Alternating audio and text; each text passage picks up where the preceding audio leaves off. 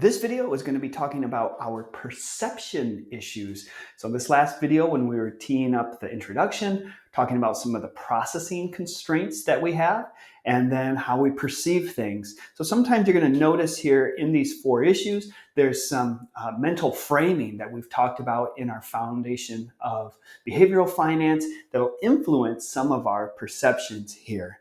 All right, so number one, our perception issue for number one here is called the halo effect. Halo effect is usually seen in individuals where they have one outstanding attribute. So think about a popular actor or an athlete that is really good at their chosen sport, or a musician who's really good at their craft.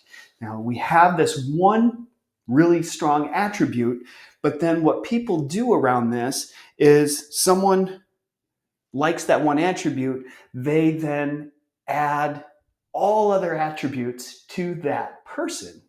So someone who likes an outstanding attribute of an individual likes everything about that individual. So this halo effect. And we see this with our athletes, musicians, actors. But remember, this is behavioral finance. What about stocks? Well, if there's one outstanding attribute about a company that people like, they tend to give all of the other issues the benefit of the doubt and either sweep it under the rug or just like the whole company in general based on one outstanding attribute. I can think of maybe if you like a particular founder or CEO, you tend to give the benefit of the doubt from other areas that might struggle. But you can see the halo effect and people's perceptions on people and even companies. Number two, we have what is called the primacy or the primacy effect. And this is that first information is usually captured or retained the most. The primary information is captured or retained the most. I know this when I teach my classes. I want to get the pertinent information straight away that I need to give while everyone's dialed in, I hope, because I realize after that it's all downhill. And if you're making a YouTube video, they tell you you need to grab some, in the first 7 seconds, people are going to make their decision on whether or not they're going to stick or not. And so that first information has to hit people right away. And this is called the primacy effect. And then we also have recency effect. Once again, our perception, we perceive things that have happened more recently to be more validated. And of course, then in general, we have a very short-term memory around some of our events that have happened. And we say, oh, well, that was a long, long time ago. But what's happened most recently is this is very important. So you see people who live in Florida who have been hit recently by a hurricane, and they think, well, hurricanes always come to us. And then you have people who haven't been hit by a hurricane in a number of years, and they say, well, recently we haven't had anything, so therefore we won't have any in the future. And that kind of makes me scared a little bit. But we also see this in our stock markets as well, where if we have a recent issue, then people go, oh, well, this is totally different. This issue is different, and we haven't had this before. And they put a lot of weight into whatever's happening, both good and bad. So just remember that our perception here is short-sighted, very on most recent events. And then number 4 is processing defaults.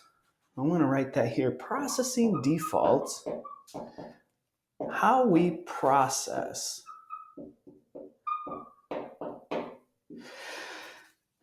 our environment around us. So I want us to think about that one as well. And this is all about our thoughts that we have all day.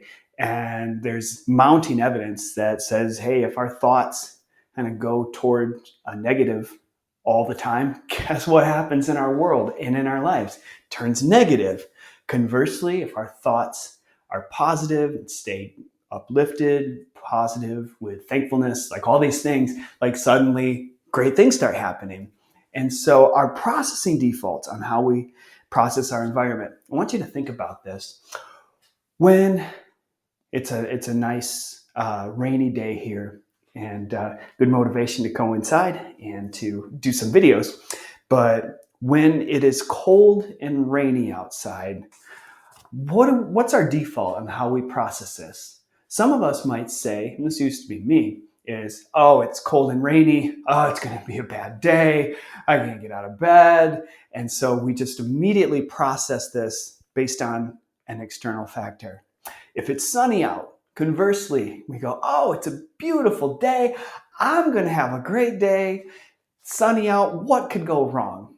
And so what we're trying to think about here is detaching ourselves from these things and go, it's nice out or it's cold and rainy out, but that doesn't affect me. Cold is cold, rain is rain.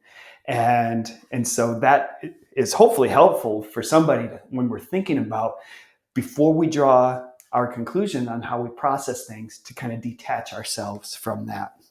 And so we think about cold and rainy weather makes me feel. We also have, what about this?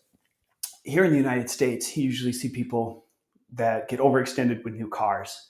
So what do people actually say when they see somebody, your friend comes up in a new car? You go, wow, congratulations, you got a new car, and are very positive. And so never do we ask, did you actually have money for that? Or how much are you paying a month for this? You look really rich, and so congratulations, you have a new car. And this is where we can err on some sides here. Not that I'm going to tell you to ask them how much they have on loan, but conversely, we have these defaults where if somebody says, oh, I'm investing in the stock market, these same people say, oh, stock investing, that sounds very risky. Are you sure you want to be doing that? And once again, we're talking about suboptimal decisions, but our defaults can really lead us into these bad processing constraints.